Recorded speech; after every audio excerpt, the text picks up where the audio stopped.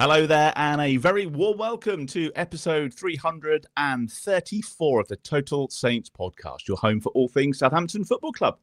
Before we start, a huge thank you to our TSP Patreon community, because we couldn't make the show each week without your excellent support. And this week we welcome Muckers, who's joined our TSP supporter tier for a year, and also Peter Cox, who's joined our Bobby Stokes tier. So thank you to you both. We really appreciate your support.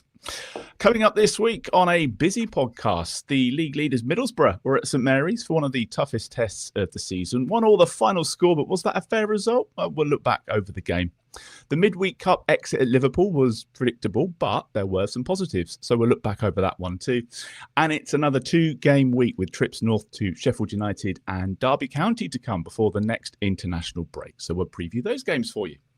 My name is Martin Stark, and joining me this week, Glenn Delacour is writer of the blog League One -10, Alfie House's senior Southampton reporter for the Daily Echo, and also joining us, presenter, reporter and podcaster Martin Sanders, aka Football Martin. So welcome along. Thank you for taking an hour away from watching the golf. There's lots to talk about, lots to get through tonight, so let's get into it, shall we? Middlesbrough have had a great start to the season, so this was always going to be a tough game, but I think we were quietly confident, actually. Won all the final score. Alfie, going to come to you first. Was that a fair result? Would we have taken that before kickoff? Yeah, I think before kickoff I would have taken it, but I do think the Saints are in a unique position where we can't really be affording to take too many points here and there if we really want to challenge in the top two. On paper, they're one of the best teams in the division. They've had a great start. They don't concede goals, Middlesbrough. So you would take a point on that. But, Will Steele and the team do need to start picking up some wins. And that's got to come quickly. But I think if we're going to look back at this sort of week, look back at this match and explain it as a whole, you need to look at the week as a whole. We're going to get into the Liverpool game in the Cup later on, I'm sure, in more detail. But, off the back of that defeat to Hull last weekend, he made 9 changes, Will Steele, for the Liverpool game in the Cup. And I think we sort of on the podcast last week predicted that he would make that many changes. They'd go to a back three. The goalkeeper would come in and come out. And then maybe some of those players would earn their way into the league team. And that's exactly what happened. They obviously played well at Anfield. And that meant 5 players from that team kept their place, which are Alex McCarthy, Ronnie Edwards, Nathan Wood, Joshua Kwashi, and Adam Armstrong. Who probably would have started anyway, to be fair. Ross Stewart also came in for the first time to play against Middlesbrough, and I think that helped. He didn't play anything spectacular. He didn't have any amazing chances, but he got a touch to the ball. He won headers and things like that. It's the sort of things we haven't seen from the strikers so far. I think overall the changes were positive. Saints limited Middlesbrough to very little. We talk about it being a fair result. I mean, Matt Targett hit the post with a free kick quite early on, but otherwise it was really all Saints. Finn Azaz missed a big chance in the first half on the volley. Joshua Kwashi missed another big chance with a header. But I think we were seeing for the first time this season, or maybe one of the first times, real sort of patterns of play, triangles, and an intense press. And it was Finn Azaz of all players sort of leading that press and winning the ball back in the opposition box from Alfie Jones, I believe he's called, winning the ball back from them and putting them under pressure, making things happen. The second half wasn't as good, in my opinion, in an attacking sense, but Armstrong did score the goal with a nice volley from a fellow's cross. And he had another chance that maybe should have scored, honestly, with substitute Leo Cienza threading it through the gap to him, and he decided to cut in and tackle. He was tackled instead. And then Burrow scored with a really lucky deflection, if we're being frank. It was a rubbish goal to concede. And, Glenn and I were just talking a minute ago about the goal before we came on air. Is it a bad one from any of the players involved? It's a deflection from Nathan Wood, nothing he can do about that. And it just sort of seems to bamboozle Alex McCarthy. It loops up over him, but it doesn't so much loop up over him, it almost loops up through him. He moves his head out the way and it goes, somewhere where maybe he could get some hands on the ball. But I think with it being so close to him, it's a tough one to really hammer him on because, it's I don't know, it's a tough one. It's a tough one. People have different opinions on that. And then there's still 30 minutes to play at 1-1 and Saints only managed one shot at all, which was a Caspiano, and that was blocked. And it fizzled out against a good defence. I think that was disappointing for people to have only one shot in the last 15 minutes of the game when you're trying to win still was also not good enough. So yeah, I suppose to summarise, some people will be really encouraged by the performance, by the result, and I'm probably one of those. But there will be people that say that it's another game without a win. We've gone 6 now since the start of the season without winning, and it's not good enough. And I think that's also true. But ultimately, I think we can all agree that Saints are basically right now just not ruthless enough in the boxes, not taking their chances and still conceding the odd rubbish goal. So yeah, I think that's where we're at. It's certainly a result that's divided the fan base even further. Glenn, if we were going to talk about all the changes in the system, we could probably spend the next hour doing that. But as Alfie says, we had that switch up at Liverpool, which we'll get on to. But this was the change back to 5 at the back and a slightly different system for the league. And actually, for the large part, it seemed all right until they had to, Borough sort of sat back and then we struggled a bit. If you look at the Borough fan reaction to this particular game, obviously they've won 5, drawn 1 of the previous games, and they all said, "Oh, we didn't play very well at St Mary's, and we got away with the point." Basically, I would counter that and say we didn't allow them to play particularly well. I thought our pressing, particularly from the front players, was excellent. I think Armstrong got booked for clattering into someone. Stewart was lucky not to get booked for doing the same thing. Everyone was sort of like trying to get right in the faces of the Middlesbrough players. Azaz won the ball high a couple of times, which we haven't seen yet this season. So I think that was a definite positive. I thought the performance as a whole was much better than what we've seen. If you compare it to the game at home to Portsmouth, for example, it's like absolute chalk and cheese. The way the amount of energy we put into the game and the sort of lack of fear that we went at the opposition with when they had the ball. So I enjoyed all that stuff. I liked the changes that he made. To be honest, there's a couple that I wouldn't have done. A couple of different ones that I'd have put in, but it's a very difficult choice that he's got. And I think it was certainly brave to leave out Hull Bellis, who's probably he's the most expensive of our defenders, and then you've got Stevens, who's the captain, and Bazunu, who was the first choice goalkeeper from the start of the year. To leave out all 3 of those, yes, all 3 of them was shocking against Hull, but to leave out all 3 of those and to put the 3 guys who played well at Liverpool and the goalkeeper in, despite his mistake at Liverpool, was brave management, I thought. Kasper Yander was another sort of like brave pick, and I think in the main he was rewarded for that, and I think it sends a good message as well. Like if you play well in that game at Liverpool, then there's a very good chance that you'll be rewarded with playing in the next league game. And if you're terrible, like Hull Bellis was at Hull, doesn't matter who you are, you're going to get dropped. It's as simple as that. So I think it does send a decent message, but yeah, it did fizzle out. And maybe that was a lack of energy thing. I don't think we used the bench to our best advantage. Nothing much seemed to happen there, though. I thought Cienza had a few sort of positive touches. I find him a very interesting player. He always seems to find the right pass when he's looking to pass the ball forwards, which is nice and unusual. I think he looks a good player, doesn't he? I think he looks a really good player. Do I. Yeah, but how you fit him into the... I mean, he kind of shoehorned an extra attacker in by having Tom Fellows played as a wing back. I don't know if he's ever done that before in his life. He has. And yeah. He has, has he? So I was a little bit worried that that might get exposed, but Borough really didn't do much, attack wise, other than the free kick from Mr. Target, who managed to get to the 90th minute without getting booked, despite doing about 20 fouls. Same with Hayden Hackney. They got booked in the 87th and the 90th minute. I wasn't going to ask you about the referee this week. I was going to say... Oh, man. Well, there's not much point in complaining about the referees because they are uniformly pretty ropey, aren't they? But he did do one good thing. I'll give him that. When Strelec tried to get Kouachi booked by waving an imaginary card, the referee just booked him for waving the imaginary card, which I thought... That's excellent refereeing. Been calling him for that for years, but no, wasn't the referee's fault that we only drew. I just think it was a fortunate deflection. There was no threat on our goal at all in that second half.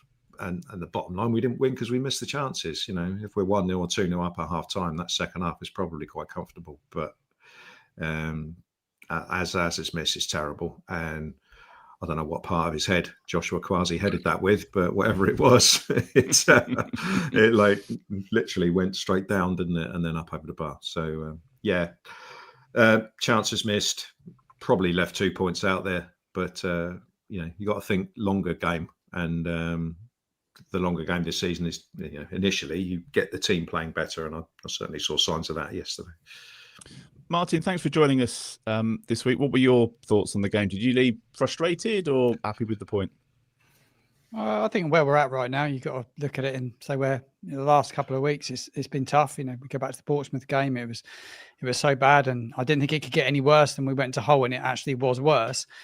But he was brave yesterday, the manager. I thought he was really brave to make the changes he did, to drop his captain, who's not been great. In Hull or Bellis, he's like Glenn said, he's our most expensive central defender. But I thought Nathan Wood's performance in midweek was outstanding. He's the best centre back at the club at the moment for form. He is in form. He's really improving all the time. I thought he was good yesterday. Really unlucky with the goal, but I've been really impressed with him. I thought Joshua Kwasi did well in midweek, and he deserved that chance yesterday. I think that the manager's laid it down now. If you don't perform, you're not in, and that is exactly how it should be. And I think that will give a kick to the players that didn't play yesterday. I was pleased for Stuart to get a game. I think he needs rhythm. I still don't think he knows what his best team is. It may take a bit of time. I was really impressed with Tom Fellows. I thought his pace off the flank and how direct he is, I think he's brilliant. And to give Armstrong the captain's armband yesterday was a really, really good move for me, because I think he just needs a bit of TLC. And he's 2-2. He continues to play him. I said it in a tweet this morning. He will go on and get 20 goals plus comfortably this season, because I think he's so important. But I walk away frustrated, but in the grand scheme of things, where we're at right now, I would have taken a point before the game. Absolutely. And we could have got all three. But, on reflection, I thought really and truly it was a fair result.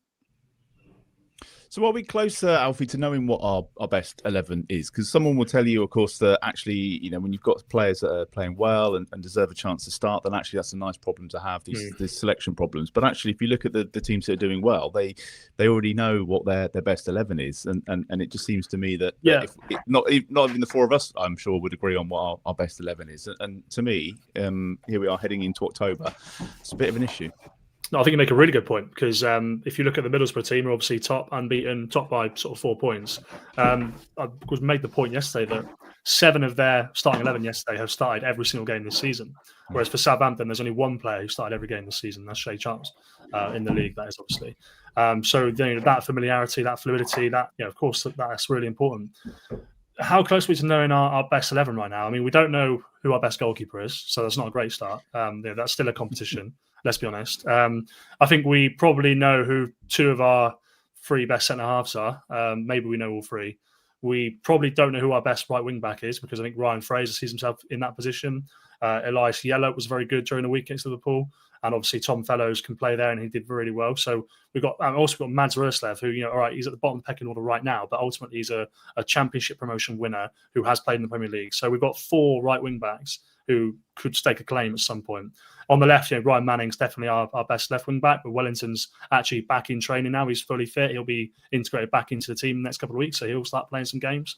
Midfield, you've got Flynn Downs played well in the week at Liverpool. Yes, he's had a poor start to the season. Casper Yander looks really good. Shea Charles is obviously nailed. So every position so far there's been a few players that actually could stake a claim. And up front is whoever scores to put the hand up. I mean, for me, Adam Armstrong has to play in one of the wide areas, and he will. Leo Cienza looks really good. He could start a game. Jay Robinson plays 4 minutes now. He was our best player at the start of the season. Yeah. So I don't think anyone knows what our best 11 is. But I think Will still will take the approach that you play. If the team played well last week, play them again, and that's what I would do at this stage. Just let it sort of game by game work itself out. And I think that we've got a quick turnaround until Tuesday night at Sheffield United. But if we can, I'd much rather play the same team again. I don't think I'd make any changes. I mean, you may disagree, Glenn, Martin. No, I think you've got to stick with the same team. It's interesting, Glenn, when you think about like Bazunu being dropped to the bench and then McCarthy coming in. It isn't really a cause for celebration, is it? It's I think Alfie wrote this week. If you could merge the 2 of them together, you'd have a half decent goalkeeper. And of course, we have got a decent keeper. He sat on the bench at Newcastle for financial reasons. He ain't coming back, so it is what it is. And neither of them, unfortunately, fill us with any sort of confidence at the moment. Not massively, no. I mean, the bottom line is neither of them are that good, are they? They've both got massive flaws in their game that, prevent them from being the ideal goalkeeper, even at championship level. So, but it's you're picking the least bad option, aren't you? Really, and I kind of. One of my mates always says to me, Bazuna will play for 6 games, and then McCarthy will come in, he'll play for 6 games, do something stupid, and then he'll get left out, and Bazuna will come back in, blah blah, until January, and until the January transfer window, and then the conversation will start up again as to whether we need to buy a new goalkeeper or not. But I mean, personally, I was calling for McCarthy to come into the team last week simply because I think. The main thing for me is obviously the shot stopping, but also the command of the penalty area when the ball's in the air. I just feel more confident with him there. But he let in a diabolical goal at Liverpool, which was completely preventable and really, I know we're going to get onto this later, but really unforgivable for a player of his experience to do that at that time of the game. It's just absurd. And you got Bazunu with his basic allergy of stopping shots. So it's not great. But I mean, I do wonder if we're ever going to arrive at a settled side. I think we've got a squad where I think what the Liverpool game proved is that you could almost pick any 11 out of our squad within reason, and you'd probably get a similar kind of performance out of them. All the players are of a similar level, probably with the exception of Shea Charles at the moment. You're struggling to find anyone who's, head and shoulders above anybody else. And just a word on him: if we don't go up, we won't have him next year. No way.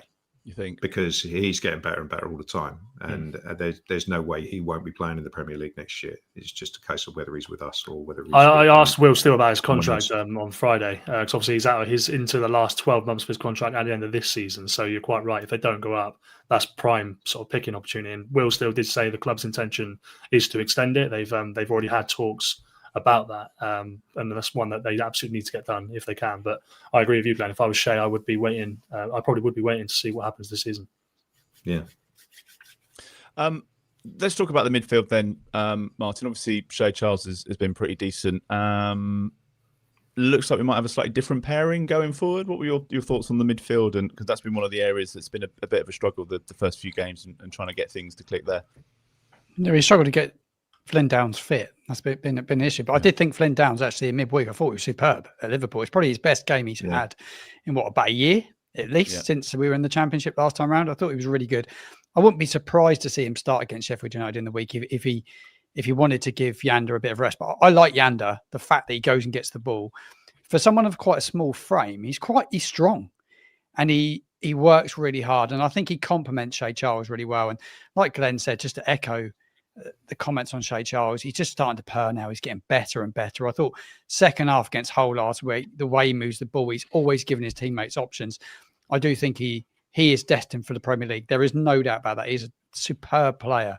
And I just think getting the balance right with those two, and I think Yander's only going to get better. Yander's going to continually improve. And I do like Senza, but I preferred him playing off the other side, to be honest. He come in yesterday, played a bit off the right. I thought he looked good off the left at Liverpool. Still kind of see that is his pretty more comfortable position. But you have to have Armstrong in the side. At this moment in time, I think Adam Armstrong has to start. But I do think the midfield is starting to come together now with the option of Fellows. And he's going to get better. I do think we're just starting to click into gear. It took a little bit of time because the business was done so late in the window, and it was always going to be a tricky start. But look, go and get a result with Sheffield United, and we'll still would have the same points tally as Russell Martin had in his opening 8 games. So, well, I don't think we're in a too bad a spot. I think hopefully we'll continue to improve. It just the lack of goals is a bit of a concern for me. And Finn Azaz, Mark, your thoughts on him? Just because we were talking about him last week, still to kind of like justify being the biggest summer signing, really, and it was a tough afternoon for him against his former team, and interesting reaction. But do you think that's just a couple of games, and once he starts to purr, we're off and running? Yeah, I do think he'll come good. He looks like a good player. Look, he had a lot of nasty tackles on him yesterday, and a lot got let go, really. I was quite surprised. There was some nasty tackles from his ex-teammates on him who were definitely looking to put a mark on him. But he's a good player. Should have scored the opportunity he had, really. It's just it's probably just one of those moments. And just like any other time, he puts it in the back of the net. But I think he'll come good. He's got a lovely touch about him, and a lot of Borough fans are really complimentary about him. But he did split their fan base. A lot say he go missing in big games, and whether you pick and choose when you use him potentially, because I think yes, we'll still have so many options in sort of in that area of the field. Like Senza can play in there, and I think there are options. So look, he needs to just kick on now, otherwise his position will come under a bit of threat, because there's somebody ready to step in and do a job. But yeah, I hope he comes good, and I think he will do without any question, Martin. And do we think Ross Stewart gets a bit of a run now, Alfie? It was kind of like he was the only one that hadn't had a bit of a run. And he came in yesterday, offered something a little bit different, I think, with some of the link-up play. And he's a presence which we were missing and have been missing. Yeah, I think after the Liverpool game, I asked, obviously, Will still about Damien Downs. Or George actually asked about Damien Downs. And I don't know what to say about it really, because I think we all know. We don't need to say squad yesterday. No, so he wasn't in the squad. No, he wasn't anywhere near the squad. So that says all you need to know. Yeah, we don't need to say about it, because I think everybody knows that wasn't good enough, and I think he knows that, I imagine, more than anybody else. So no one needs to pile in on him. But one thing that Will still did say then was that Ross Stewart is the last of his options to get a chance, and that chance was now coming. And obviously with him, there's always the marker of, can he stay fit to keep that chance? So can he play 2 games? But how many minutes did he play yesterday? I've not actually got the number here, but it must have been 60 or 70 at least. 75, I think. Yeah. So good. Can he go again on Tuesday? They've kept him on ice for 6 weeks this season, and he's been fit the entire time, had a full pre-season, so quite possibly. I think clearly none of them are perfect. I don't think he looks a bit like gangly. His composure and control isn't there. Again, he didn't really have any chance. I think he had 1 shot on the weekend. But the fact that he's something for them to aim for, particularly if you've got McCarthy in goal, so you can just go long. It doesn't come straight back every single time. That was nice. And I felt that he did add a bit of energy. He did get onto the ball. He was part of their link-up play, sort of those nice triangles, touches in behind and things like this, space with the wing-backs. He was part of that, which is something we've not really seen from the striker. When Damien plays, he's completely isolated. Cameron Archer's obviously got his limitations in the air. So I think he offers something, but I'm not feeling like he's the saviour. He's not going to come in and score goals after goals after goals, I don't think, at this point. What I liked about him, one of the things I liked about what he did yesterday was that he turned a lot of sort of like hopeful balls forward into possession by basically not giving them up, putting something on the centre half and actually getting hold of the ball. Just that, just giving the rest of the players a few seconds to get up the park. And, so we're starting the move from further up the park instead of what we've been doing for the last 2 years, which is starting it with the centre backs. Yeah. It's nice to actually, get some possession higher up the park. And I thought he was the best at that out of the strikers that we've seen, playing in that number 9 role. And he's scored goals at this level, hasn't he? He has. They've all scored goals at this level, though. Yeah. I would say with him in particular, with the injuries, it will take a few games before, any sort of first touch really becomes nailed down. He's the definition of needing match fitness, because he's hadn't had any for the best part of 3 years. So, but it's a bit of a stretch to think he's going to be the saviour, as Alfie says, because he's been here a while and through injury mainly. We've just never seen anything from him. So it's more of a hope rather than expectation. But again, like with the goalkeepers, this is where we are until the transfer window opens, when we can either do something about it or not. But I do agree with what both the lads have been saying. Adam Armstrong he's looking really lively. He's always driven. He's me got to mental. come in from the right as well, hasn't he? He's got the right or the left. He can't be in the traffic with all the central defenders, basically. Well, that's what Ross Stewart does, right? So Ross Stewart facilitates him to do that, because he's the one who is. He's in the middle. Adam Armstrong can float around, get stuck in, press high. Yeah, it's perfect. So in that sense, Ross Stewart, I mean, and I think he was summed up in a nutshell in that game with it's a brilliant first time instinctive finish for the goal. That's just excellent. He's probably the only player we've got who can do that. But the amount of times when he's got a bit of time, he makes maddeningly poor decisions with regards to. I mean, Alfie mentioned the time that Cienza put him through against the last man. It's just like, I don't know why he takes people on. He always loses a ball. It drives me. He drives me mental like that. But he put in so much effort yesterday off the ball.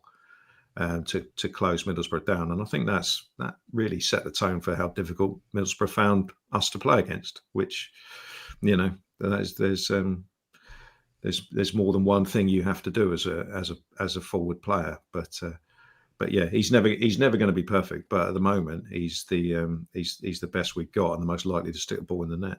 We've said that about a lot of positions. Yeah, I should add personally as well. I mean, I'm sure I'm not the only person, but I did doubt whether Adam Armstrong a little bit would have the hunger to go again. He's been in the Premier League 3 times now. It's not worked any time. And I just sort of thought, and clearly it goes back to this idea that they're all professionals. So they are mentally why they are superior to me. But I just thought is he going to be hungry to go again? Is he going to really, really go for it and try and get back into Premier League again, just be disappointed again? And I thought maybe we wouldn't see what we saw last time. But I think I have to hold my hands up and say that I'm wrong about that, because I think it's a confidence thing, isn't it? Yeah. It's a confidence thing. When he came on in that as sub against Watford, and he played a part in the fact, the move that led to the free kick when Manning scored. He came on in that game, and it's like, different player to what we've seen for the last sort of 14, 15 months. Which game was that? Watford away. So I'd tell you an anecdote then, because Will Steele said yesterday that he basically had a conversation with Adam Armstrong during the last international break, and he said to him that look, we need to have a proper chat about who you are and what you want to be in this team. And he says he's come back from that international break fitter than he's ever seen and fitter than he's been before, with a different mentality. Yeah. So I guess something's just clicked, something switched. Yeah. Anything else on Middlesbrough? I want to talk about the Liverpool game briefly as well. Anything else from the Middlesbrough game? We haven't mentioned the handballs. Not necessarily on Middlesbrough, but in the sort of last 24 hours after Middlesbrough, there's been a tweet or a Twitter post somewhere about potential upset and unrest at another club, and I sort of wanted to mention it not because I think it's something to do with Southampton or it's not. I don't know, but. Basically, there's been comments in this chat today as well in the podcast saying, I'm hearing that there's unrest at Southampton and stuff like that. It's like, no, we need to be clear about what we heard. No one's heard there's unrest at Southampton. There might well be unrest at Southampton. Jack Stevens might well have gone to the board and said, I don't like Will Steele, and everything's on fire behind closed doors. But nobody has said that. That report doesn't name Southampton. It doesn't name any club, and nobody with any reputation has come out and said that it is Southampton. So until somebody says it's Southampton, stop sharing it and getting worried about it being Southampton. It's like we all get sort of caught up in these little rumours, and all it is just an anonymous message from Alan Nixon saying that one club is in disarray. It's like, it could be Southampton, but we don't know it is. So I wouldn't get too worked up about it, is what I'm saying to people. Fair enough. That will get quoted on the internet. I want to buy all the aggregator accounts. And from what the players are not playing like that. Like they're not. They're you can tell, can't you? You can tell because we've been there and we've seen it and we know what the obvious signs are, and we're not seeing that at all at the moment. Yeah. So Spurs at home last year, you knew the players had stopped playing for Russell Martin. You just knew because they just couldn't be bothered, couldn't raise a jog, and 5-0 at half time. That's when you know that the players are phoning it in and they don't care. But the other thing about that, it was Alan Nixon who wrote the expansive article. So that raises I don't the know who laugh that in the is. first place. No, well, you don't bother finding out. And it was the Second Tier podcast that put a picture of St Mary's behind the quote. So again, that's all I've got. Sources. All I've got to say about that. Yeah. Fair enough. Let's go on to the Liverpool game. We were all predicting defeat in the League Cup, but it wasn't as bad as we thought it would be. 2-1 the final score. This saw Martin return to the 5 at the back, and some positive signs that kind of fed into the weekend. So a lot of the chat, the positivity we've had about Saturday came from that performance at Anfield. It was one that we necessarily weren't expecting. It was all about performance, wasn't it? We needed a performance. We needed a lift. Like he made the changes, the ones that we expected, and the players that come in did magnificently. I thought the right back, I thought he was brilliant. I thought he looks a really, really good signing. Great on the ball, not rash. He's probably the best right back I've seen in a long time. Look, in a Saints shirt, that is. Look, it's early days. He's got to play more games, but compared to what I've seen from other right backs, he just looked composed, looked calm. Playing in one of the biggest stages in football. You're at Anfield. It's a great place to come play football. He didn't look like it was too much for him. I thought he was really good. So really, really impressed with him. I thought Senza, he looks a great player. We've got a really good lad on our hands. I think he will play a big part this season. There's no doubt about that. If only that header had gone in, then. Yeah, it was a huge miss, wasn't it? It was like a huge miss. Like, Armstrong's done well. He's done well to create a chance, and then you just need to score there. You have to score, but that would have been fair the play dream. to him. He kept going, didn't he? Even though he's missed it, he's kept going. I just thought and Shea Charles got to touch upon his goal, his first goal in a Saints shirt. What a place to go and do it! I'm really, really pleased for him, and that we come really close. It was just that terrible error from Alex McCarthy. Glenn alluded to it a while ago, but it's the only time he played it short all game, wasn't it? He went long every time he hit the channels. He didn't play any silly passes out from the back, and the one time he did it. They're a high press team, aren't they, Liverpool? You've got to be aware of that, and as an athlete that's played at the top level for such a long time, he should know better. That's what annoyed me the most. He should just know better. But I wasn't surprised at the mistake. But the performance, I just thought it gave us a kick what we needed going into yesterday, and that's why we played a lot better yesterday. I just think he freshened things up, and like I said a while ago, I just think it gives everyone else around the squad. If you don't perform, you're out, and there's bodies that will come in and perform. So I think it set us up nicely for yesterday. It was 60 seconds that summed up the season, though, Alfie, really, wasn't it? That miss, and then 38 seconds later, I think it was, the ball's in the back of the net, and you're sat there going, how on earth has this happened? Yeah, it's almost like Hull was a new low, and that this was miles from a new low, but it was a new moment that just I could not believe what I was seeing. I mean, Adam Armstrong, to be fair, probably should finish the chance in the first place. Yeah, it's a good run and a good pass. Was it who played the pass? Was it? Trying to think who played the pass now. I don't know. Yeah, okay, possibly Shea Charles. Yeah, so but again, he's probably finished that, and Leo Cienza. It's after a really good first half performance for everybody, and especially him. It was a chance to make a moment, be a hero, wasn't it? But you can't get away with that. It's the same story. Basically, you're not good enough in both boxes. You don't win games, and you especially don't win games. Liverpool. So that's now I think 5 or 6 in a row they've not won there, and it's no surprise. And I think we all said on the podcast before the game that we probably don't even need to go through really, but all we needed was just to freshen up the team and to get some confidence in that. Did that. I mean, the other thing that it sums up modern football, because their 2 goals were scored by 2 players, which cost a combined £210 million. And obviously, people talk about Saints having spent £50 million this summer in the window and all that sort of stuff. They also sold £110 million, whatever. But two strikers, £210 million spent 6 weeks ago, and they scored the goals. So I think that's the difference, and you can't really begrudge them. I don't know why Ekitike took his shirt off there. That was a bit pointless. Wasn't it? I mean, I didn't actually know that Hugo Ekitike was playing for Will Steele at Stade Rennes about 4 years ago. Yes, because they were chatting before the game, weren't they? And he said he'd score the winner and take his shirt off, and then he did. He said, he said, Will Steele said, I'll score the winner and I will give you my shirt and bugger off. And to be fair, he did that, is what Will Steele said. But I mean, he scored loads of goals for Will Steele in Rennes, and they sold him to PSG for $50 million apparently. So he obviously knew he was a good player. But I didn't mind going out in the cup in that way, if I'm being totally honest. I thought it was a good performance and a good night. A man of his word. I was getting messages, Glenn, from mates watching the game, the first one they've seen of us this season, going, actually, you're all right. You played well here. And Nathan Wood, obviously, we've spoken about, but he was one of the standouts for me. And that was the big, if he comes in and he plays well, then he's going to be in the team. And he did. Yes, he did. And as Martin said earlier on, he's gone from probably 5th choice at the start of the season in most people's eyes to being the first choice defender, simply because he's been consistent. He's big and horrible to play against, I imagine. He's not afraid to get stuck in. He's been booted in the face a couple of times already this season, and you need a central defender like that. And then you have players like Ronnie Edwards, Taylor Howard-Bellis, Jack Stevens, who could play off him. For me, he's suddenly become the most important central defender we've got, especially, I mean, not so much for games against Liverpool, but, in the Championship, where most teams, let's face it, do have a big bruiser of a centre-forward that you've got to compete against. So, so I was impressed with him, and not just him. I thought Kouaji's gone away and improved. His passing is a lot quicker now. That was noticeable both yesterday and in the Liverpool game. He was a bit off the pace before, wasn't he? It was so quick. It was almost like his reading of the game wasn't quite up to speed.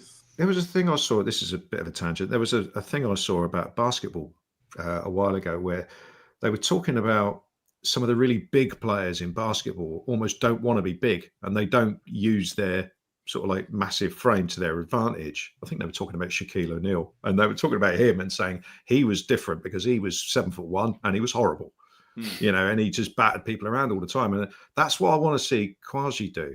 I feel like he's almost been timid in his first few games, but against Middlesbrough, I saw him sort of like smashing into tackles and really sort of like dominating in the air. So that's kind of what he needs to do, similar to what Nathan Wood's been doing.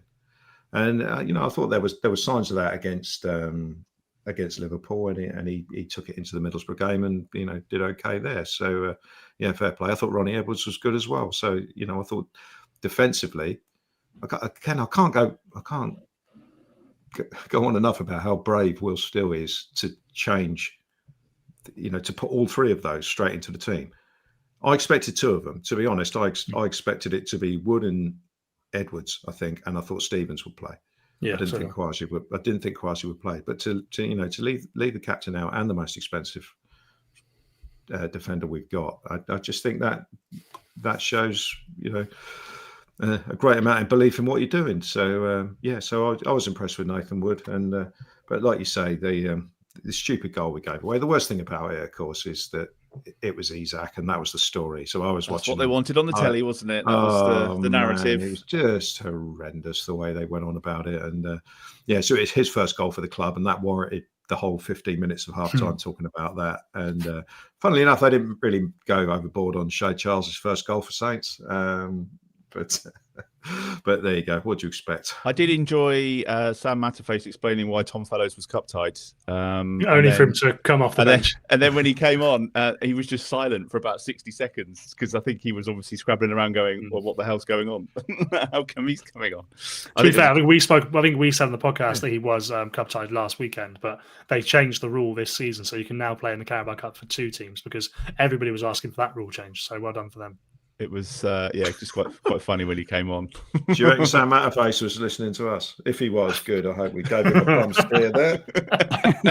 I'll tell you what, I doubt it. One of my foresight coming out of the Liverpool game was that it looked amazing, but that is a Will Still team blueprint. Like Will Still's teams, in France, were best playing against the better teams because ultimately he wants his players to take advantage of space in behind, and it's all about quick transitions. So you can't transition quickly into an attack if you've got the ball and they're sitting deep. Whereas Liverpool, where obviously the onus was on them at home as the Premier League champions to come on to Saints and to attack them, and Saints were able to sort of take advantage of that space in behind. So I was going into the Middlesbrough game on the weekend, sort of thinking, are we going to see another tight performance like Hull? Because Middlesbrough are going to sit back and eat pressure. But actually, what Saints did do was they played it around quickly enough between themselves that they nullified that, and they actually sort of got in behind Middlesbrough somehow. So yeah, I was encouraged by the Liverpool game, but I was still sort of thinking, how's this going to translate to the league games? And to be fair, I think Will still found a way to do it.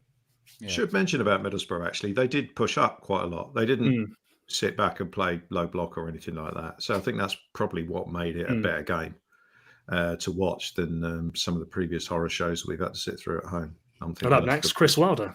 I was going to say there might be a couple more on the way. Let's just do Player of the Week. Obviously, both the games. Martin, any standout performers? We kind of need to narrow it down to like 3 or 4. There's we might have a few this week for a change. Shay Charles, top of the pile, scores his first goal at Anfield in midweek, and was good when he came on, and he was superb again yesterday. So for me, without a shadow of a doubt, it's Shay Charles. I should say it was Adam Armstrong that won last week. Glenn, anybody else we're going to put on the little poll?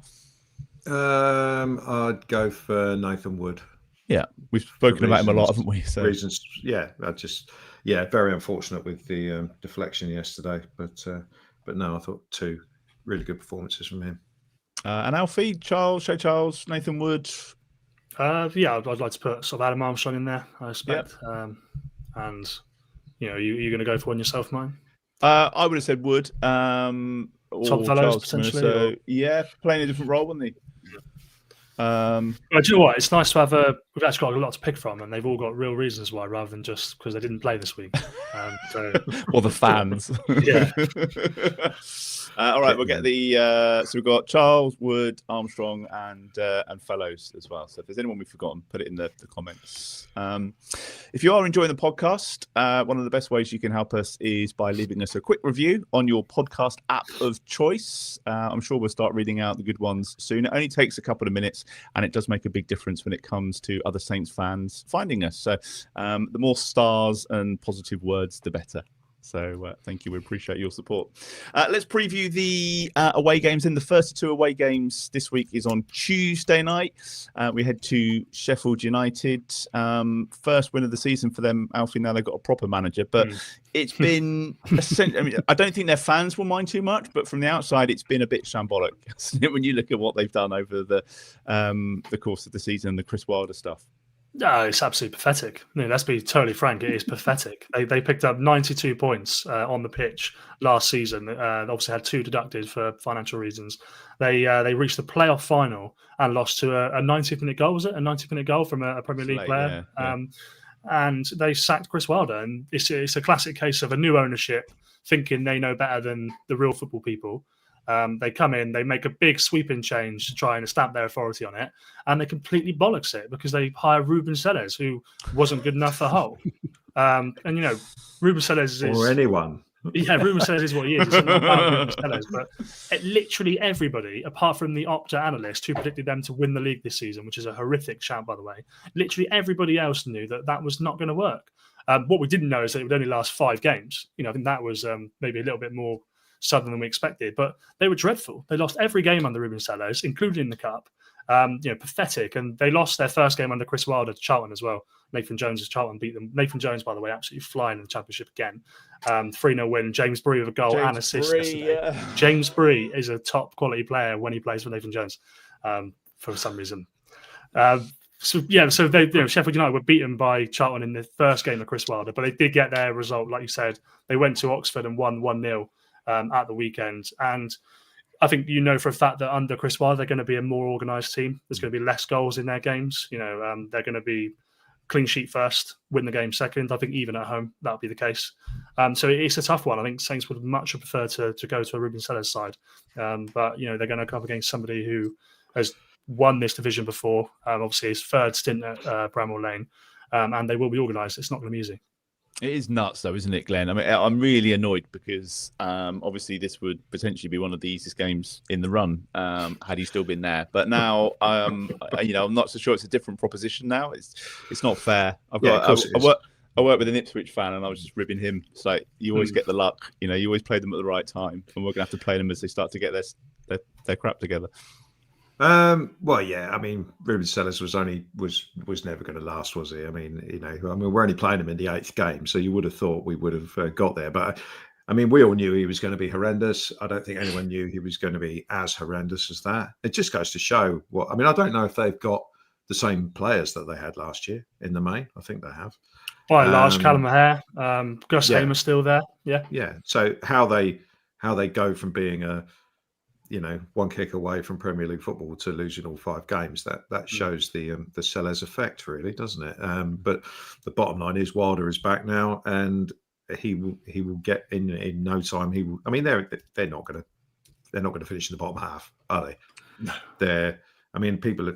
Rob Edwards, Middlesbrough, was saying sort of like nice things about us. We're in a false position, and we'll be moving up the table soon. And the same is of Sheffield United, but we just got to hope there's still some. We've got to knock them back down again after their win at Oxford. So it'll be a tough game. But I mean, you look at their squad; they got some decent players. Jaffet Tanganga has signed from Millwall. He's a decent defender. He was good for Millwall last year. Ben Mee has come in as well, a free transfer. Obviously a solid performer. I don't know how old he is, probably 35 or something now. And the 2 Alfie mentioned, O'Hare and Hamer. So. So they're. You're missing a big one, Glenn. You're missing a big one. Am I missing? Danny Ings. Danny Ings. Oh yeah, I forgot about it. Has he got any ligaments? Yeah. And apparently he's fit. Has he played? Apparently he's fit. I don't think he's played much, but he's on the way back by all accounts. Oh, great! He's never fit. They were trying to sign. Did they sign Nathan Redmond as well, or was that just a rumor that didn't happen? No, I don't think they did that. No. Okay. Oh, and they got Danny Ings as well, apparently. Cut that into the edit. He didn't make the squad yesterday. He wasn't involved yesterday. No, but I think Chris Wilder said that he's on the way back. He should be able to play. Possibly. Saving him for Tuesday night. I imagine he will be on the bench. Yeah, I bet so. But he got Tyrese Campbell up front, who he came from Stoke, right? Is that the Tyrese Campbell I'm thinking of? Yeah, so he obviously he's absolutely sank Bristol City in the playoffs last year. And to be fair, he can finish. He's a good striker. So Glenn's right. They've got a good team. They are in a false position for sure. We've had some good games against them, Martin, over the years, but this one it's going to be just we don't really know what to expect, really. I assume we can just focus on ourselves and give it our best shot. Yeah, we just got to go in there and have a right go at them, really. It won't be an easy game. Under the lights, Tuesday night. Bit of travelling for the Saints fans this week and all the reporters up and down the country. I think Alfie did a story a few days ago, or maybe last week, that Will still said he was going to keep the players up there for a camp this week. Is that right, Alfie? They're going to stay there for a few days between the game against Sheffield United and Derby and have a bit of time together, which is always good, isn't it? It's always good to get the players together. But yeah, a lot of travelling. Heal the unrest. Yeah, I think it'd be tough, but you just got to go. We've got more than enough to go and win the game. We've got a really, really good squad of players. It's just waiting for it all to click. A big decision whether Stewart can play 2 games in a short succession. I'm not convinced by that. I was really hopeful that Cameron Archer was really going to set it alight this year. I was really positive about him, and he's not really got going yet. There's goals there, and all the Borough fans that I was speaking to yesterday around St Mary's were like, he was so good. He was so fondly remembered at his time at the Riverside because he, in a half a season, he went and got double digits for them. So we've got players that can perform at this level. They just need to start scoring goals, and just hopefully we can go there and get a result. It won't be easy, but I'm really looking forward to Derby. I'm going to Derby at the weekend, and I've not been to Pride Park for about 15 years or so now. So yeah, excited for that one. Speaking of Pride Park, how have you not mentioned the Ben Brereton Diaz incident? I saw the goal that you shared yesterday. That's on the way. It's on the way. I'm going to save that till last. Cool, right. I just want to do score predictions, obviously. And I'm assuming we go with, an unchanged team for Tuesday night by and large? Martin suggesting that maybe Ross Stewart drops out, Alfie, but I think we said earlier on that there's no reason not to change things. Yeah, I don't know. That's the answer. I don't know what the physical status of those players are. Kasper Yander, is he sort of fit and ready to go again? Hopefully. So not much I can say about that. All I can say is that I would look to try and play the same team again, breed that familiarity as much as we can. If Ross can go again, play Ross again. And you've got good players off the bench that you can bring on. So yeah. Your predicted 11s are getting harder and harder at the moment. Well, we actually had a run of getting 3 or 4 in a row, 11 out of 11, and now it's getting tough again. I mean, we even predicted Damien Downs would start against Hull, which was a rogue shout. And we're not going to be predicting that again for a while. Let's do some score predictions then. In our predictions league, we had over 140 entries at the weekend, 33 correct scores, 33 of you predicting the 1-1 draw, 11 picked other draws. If you want to play along, all you need is your Patreon login. You can find the leaderboard. Doesn't make pretty reading for myself. You can also find how to play along on the website, which is totalsaints.co.uk. Glenn, prediction for Sheffield United, please. Low scoring game, but with our new defensive solidity, which we've of course got, apart from lucky deflected goals, I will go for a 1-0 win. Nice. 1-0 win. Alfie? I will go for a 1-1 draw then. Chris Wilder on the return to Bramall Lane. Okay. And Martin? Yeah, I'm going to have to go with Alfie. I think it'd be a draw. 1-1? Yeah, I'm going to go with 1-1. Sorry, Alfie. Well, no, I guess the question is, we made those predictions. What particularly for you, Stark and Glenn, if it was a 1-1 draw, what would be your take on that? Depends on the Derby game. We're getting into kind of Groundhog Day again, aren't we? Because he'll be going through the whole afterwards. I can just see the whole thing about the fine tuning, and we're almost there. We've got to start turning it into wins, and if we don't get something before the next international break, people are already divided at the moment, aren't they? And I think that's only going to get worse. So I want 4 points from these 2 games. Yeah, absolutely. That's it. Yeah. Really. let's talk about the Derby game and the final game before the next international break. Ben Brereton Diaz scoring a worldie on Saturday to rescue a point against Wrexham. Who'd have thought? I couldn't believe it. Look, I think we've always been quite consistent that Ben Brereton Diaz is clearly a better player than he showed us at London. That's obvious because of his record at previous clubs. It was always the case. But it is remarkable, isn't it? Just quite how brutal it can be, I suppose. I mean, it's a brilliant touch, a brilliant finish, and it's just something that he just didn't do since that Lazio game in pre-season for Saints. And not only that, Kamaldeen Sulemana scored a brilliant dribbling solo goal for Atalanta. They're currently unbeaten in Serie A under Ivan Juric after 5 games in the top 6, unbeaten. and you just think, like, what the fuck is in the water in Southampton? Like, what is it that happens? How's Jan Bednarek getting on? I don't actually know, but I imagine I out of water they're winning games. Paul like... scored 2 goals yesterday as well, so it was a full house. Yeah, it's like all these guys. It's like all these guys that leave Man United and they turn into like Anthony in Spain. You know, it's a similar sort of thing. But I never really thought of us as being that big of a mess. But perhaps they've got Charlton on Tuesday, which isn't going to be easy for them. So I know a lot of it. It's really difficult to talk about the game before Tuesday. But Glenn, this has got to be one where we'll go in and we'll get in 3 points and we're beating a team that are near us. Yeah, because whenever we've played other teams and they've won a couple of games, I've always gone and said, yeah, but they only beat Derby or they only beat Oxford. So these are teams that we're expecting to be sort of like down near the bottom, and we're at the point where it's, I mean, yes, Middlesbrough was a better performance, but it does have to start fairly soon. We're looking over our shoulder. I'm not worried about that, but it does have to start fairly soon that we start turning this into points on the board, and these 2 games are definitely a way we can make the league table look a little bit better. So it can't go on for too long. Just picking up the old point here and there. We have to. I mean, that stat keeps getting rolled out about we've won 3 games in a year or something. Yeah. It's abysmal. I think the fans need, even if we play crap, we need a nice 1-0 win somewhere to get 3 points on the board and then get people believing again that we might actually move up the league. It's always difficult to look at predictions and stuff when you've got 2 games in a week, but you would hope a point at least against Sheffield United, and then you go flying into this game. Looking to win it. I mean, the aforementioned Ben Brereton Diaz can't play against us, of course, which is just as well because he would 100% score if he, unless they've changed that rule since. No, I think you're right. I don't believe that.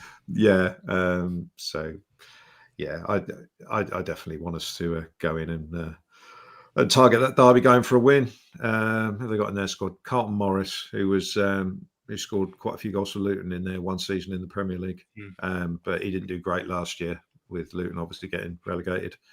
But he's moved to Sheffield United. He's a bit of a lump, bit of a handful. So they've got to watch him when they play Andy Derby. Weimann. Andy Weimann's a Championship stalwart. He's been there for a long time in the 2nd division. Good player. Yeah, Bristol City. I remember at Villa about 10 years ago.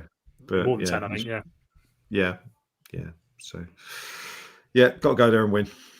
And it's one you're looking forward to, Martin. You said you're going up there. It's been a while. Yeah, no, we have to go there and win. If we weren't to get a result on Tuesday night, it does heap the pressure on.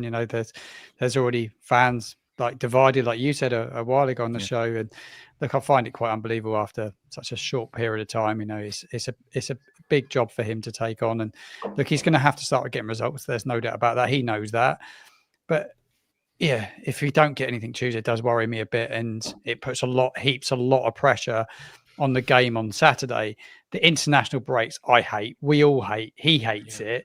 I think it's difficult, isn't it? And this whole run actually all starts off the back of the derby, doesn't it? The game against Portsmouth, it was an abject performance, and there was just that hangover that we went to Hull with. It wasn't just in the fan base; it was like everywhere. You could just feel it everywhere I went on the whole game.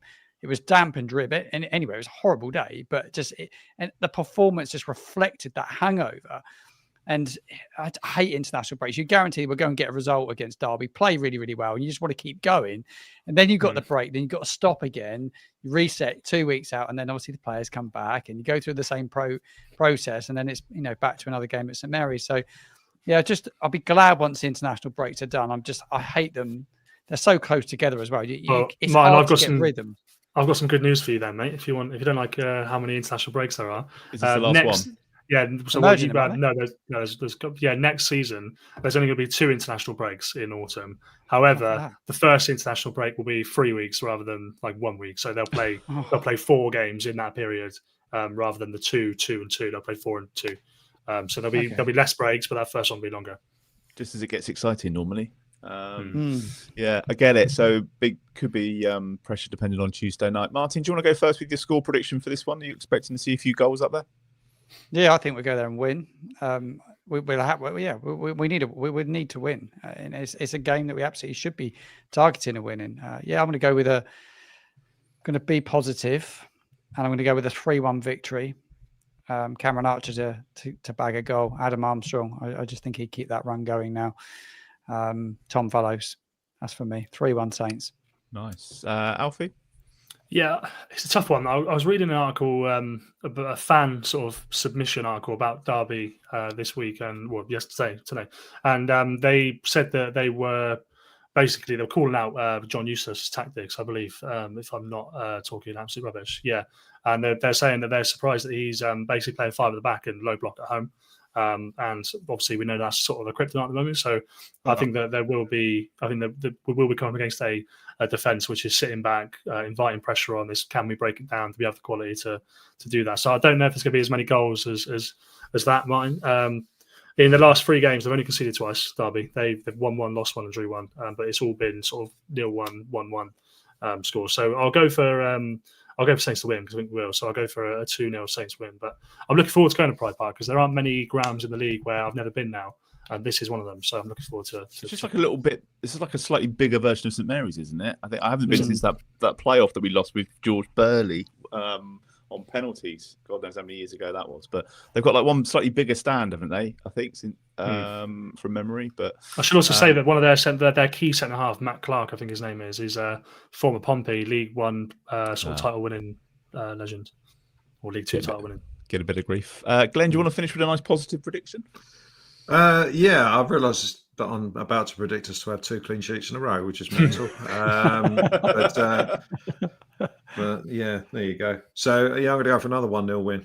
Okay, another 1-0 win. So and as for goal scorers, oh, God knows. Adam Armstrong. We'll take anything. Anyone. We'll take anyone. Yeah. Same rules apply. If you want to play along, you need your Patreon login, and you can find the leaderboard and all the rules and how to get involved on the website. So that's totalsaints.co.uk. Any other business for this week before we get back to the golf? It was a 1-1 draw in the WSL2 at the Silver Lake Stadium today for the women's team. Draw with Sunderland there in 6th place, so 4 points off the top. Looking good, consistent, so that's good. Anything else this week, chaps? Just one thing. Set pieces. What are we doing on set pieces? Why have we got Shay Charles taking corners? That's one thing I did. I've made a note of it, and I forgot to mention it during the bit. We don't seem to have any consistency whatsoever with who takes the set pieces. I think Ryan Manning takes all the left-footed ones. Yeah, but he takes outswingers, doesn't he? Yeah, they basically do almost exclusively outswingers. Yeah, which is unusual. And Shay Charles, who's 6'1", and quite a big presence, was taking corners from the right hand side, which seems mental when you've got people like Tom Fellows, who you assume would be able to cross the ball, take a corner, or So I don't know what we're doing there, and that's just bearing in mind how many goals are scored from set pieces and how what percentage they're supposed to make up of your goals. That seems to be a bit of an issue for us to try and sort out in the following few weeks. It's good to see the long throwback as well at the weekend. We didn't mention that. Yeah, there's who's the player that on a televised game has a proper long throw? Is it Michael Coyote at Brentford? I think Coyote at Brentford, he can literally launch it in the goal from the halfway line. And Joshua Kwashi, it's a long throw. It's not quite that, is it? We haven't quite utilised it effectively yet, I wouldn't say. We never do, though, do we? We never do. I remember Mohamed Salah having a long throw as well. And I think we did score 1 goal. War Prowse against Spurs. Yeah, you got to go back a while, haven't you? Right. Anything else, chaps? Thank you for joining us tonight. Much appreciated. That was a busy one. Don't forget, you can follow the Total Saints podcast on all the social media platforms. It's at Total Saints Pod, and you can check out the merch store, which we've got going on. There's always loads of new bits getting added there all the time. That's shop.totalsaints.co.uk. I mentioned right back at the start, you'll also find us on Patreon. That's where you can support the podcast with your monthly contribution. You just head to patreon.com/Total Saints Podcast. And each of the tiers comes with different perks, including some weekly shout outs for Patreons in our Francis Benali and our Mick Shannon tier. So here's our roll of honour. Thank you to Dave Melton, Andy Hollis, Anthony Thompson, Gavin Ford, James Harron, Nicky Nicholson, Peter Montalabo, Southampton NY, Drew Dyer, James Kibbe, Red 76 Tax, Michael Blackmer, and David Mansell. They're all in our Francis Benali tier. And also our thanks go to Nick Reed, Dave Ernsberger, Nick Hingston, Phil Cook, Jonathan Cooper, Colt Baker, Anthony Thompson, Matt Hall, Mike Etheridge, Phil Horstrop, Mark Littlewood, James Bobin, John Bevan, Frank Thorpe, John Peacock, and Andy, who was in our Mick Shannon tier. Thanks as well to Paul Castle Associates and Steamtown Brewery for sponsoring TSP this season. Thank you to Glenn, Alfie, and to Martin. Thank you for watching and listening. And we will see you again next